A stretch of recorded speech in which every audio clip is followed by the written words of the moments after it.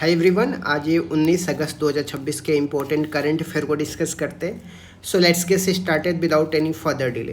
प्रश्न संख्या 1 से स्टार्ट करते हैं। हाल ही में मरुस्थलीकरण से निपटने के लिए संयुक्त राष्ट्र कन्वेंशन की 17वीं बैठक COP17 कहाँ पे आयोजित हुई है? तो यह उलान बटोर मंगोलिया में आयोजित हुई है।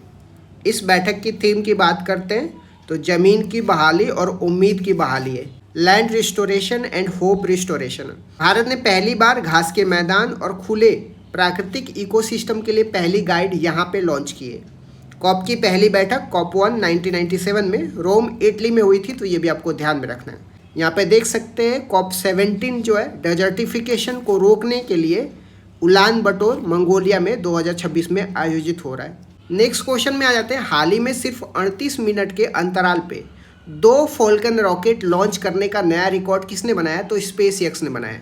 आप यहाँ पे देख सकते हैं कि स्पेस एक्स ने 2 फॉल्कन रॉकेट को 38 मिनट के अंतराल पे लॉन्च किया है।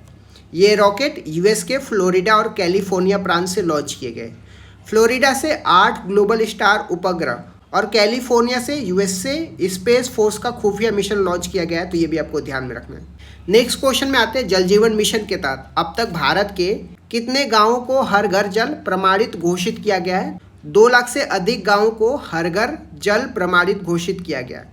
बात करते हैं जल जीवन मिशन की, तो इसको 15 अगस्त 2019 में लॉन्च किया जाता है और इसका लक्ष्य बढ़ा करके 2028 कर दिया गया था।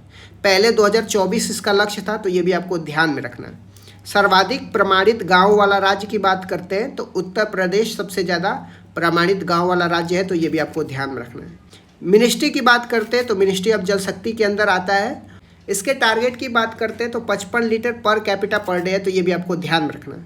इसके फंडिंग की बात करते हैं तो ये सेंट्रली स्पॉन्सर्ड स्कीम है। इसका मतलब सेंटर और स्टेट गवर्नमेंट दोनों ही इसको फंड करेंगे। 50% नॉर्मल स्टेट में और 90:10% इन द हिली एरिया में। तो यहाँ पे 90% सेंट्रल गवर्नमेंट फंड करेगा और 10% स्टेट गवर्नमेंट फंड करेगा। नेक्स्ट क्वेश्चन में आते हैं। यूएस के जेई एरोस्पेस से S-400 लैब अप्रूवल पाने वाली पहले भारतीय कंपनी कौन सी बन गई है? मिस्र धातु निगम लिमिटेड बन गई, जिसको मिधानी बोलते हैं। यह कंपनी हैदराबाद तेलंगाना में स्थित है। यह कंपनी डिफेंस एरोस्पेस क्षेत्र के लिए महत्वपूर्ण मटेरियल तैयार करती है, जिसका उपयोग आकाश मिसाइल LVM-3 रॉकेट में होता है, तो ये भी आपको ध्यान में रखना है। नेक्स्ट क्वेश्चन में आते हैं। राष्ट्रीय खेल पुरस्कार 2026 के संदर्भ में मेजर ध्यानचंद खेल रत्न पुरस्कार से किसे सम्मानित किया गया है? इस वर्ष यह पुरस्कार किसी को भी नहीं दिया गया है। खेल पुरस्कारों की चयन समिति के अध्यक्ष पूर्व न्यायाधीश अरुण कुमार मिश्र थे। Arjun award life time achievement award की बात करते हैं तो फुटबॉल के खिलाड़ी आई अरुमई नायगम को दिया गया है।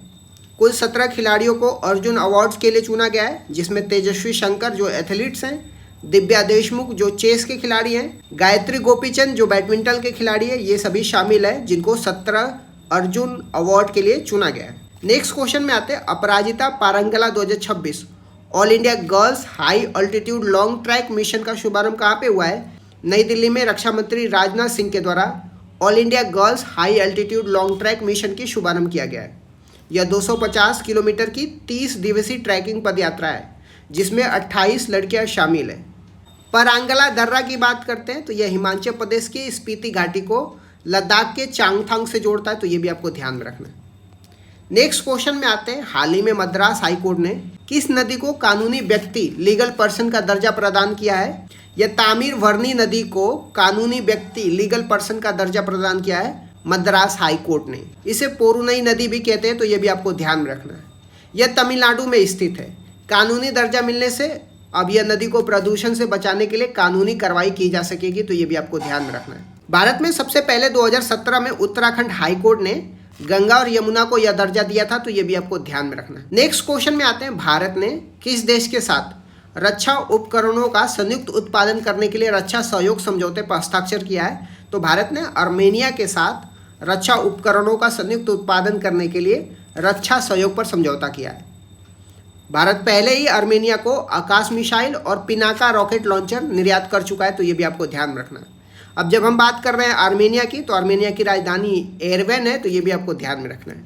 नेक्स्ट क्वेश्चन में आते हैं। नाबार्ड ने ग्रामीण इनोवेशन को बढ़ावा देने के लिए कौन सा प्लेटफॉर्म लॉन्च किया है? तो यह RSVC अमृत प्लेटफॉर्म लॉन्च किया है। अमृत का अर्थ क्या है? Accelerated medium for the rural innovation and technology है। बात करते हैं नाबार्ड की, तो इसको एस्टेब्लिशमेंट किया जाता है 12 जुलाई 1982 को शिव रमन समिति की सिफारिश पे, तो ये भी आपको ध्यान में रखना है। नेक्स्ट क्वेश्चन में आते हैं, भारतीय सेना प्रमुख जनरल धीरज सेठ को किस देश ने जनरल की मानद रैंक से सम्मानित किया है? तो नेपाल के राष्ट्रपति रामचंद्र सेना प्रमुख जनरल धीरज सेठ को जनरल पद से सम्मानित किया है। यह 1950 से चली आ रही एक परंपरा है जिसे भारत और नेपाल एक दूसरे के सेना प्रमुखों को सम्मानित करते हैं। नेक्स्ट क्वेश्चन में आते हैं, हाल ही में किस राज्य के बन्नी घास के मैदान में 20 काले हिरन ब्लैक बक छोड़े गए हैं? तो गुजरात कच्छ के बन्नी घास के मैदान में 20 काले हिरन को छोड़े गए। काले हिरण पंजाब, हरियाणा, आंध्र प्रदेश की राज्य के पशु भी है, तो ये भी आपको ध्यान में रखना है। कच्छ के शारी दंड को हाल ही में रामसर साइट घोषित किया गया था, तो ये भी आपको ध्यान में रखना है। बन्नी घास के मैदान कहाँ पे पाए जाते हैं, ये क्वेश्चन बार बार पूछा जाता है। तो बन्नी घास के मैदान जो है कच्छ के गुजरात या गुजरात के कच्छ में पाया जाता है। बन्नी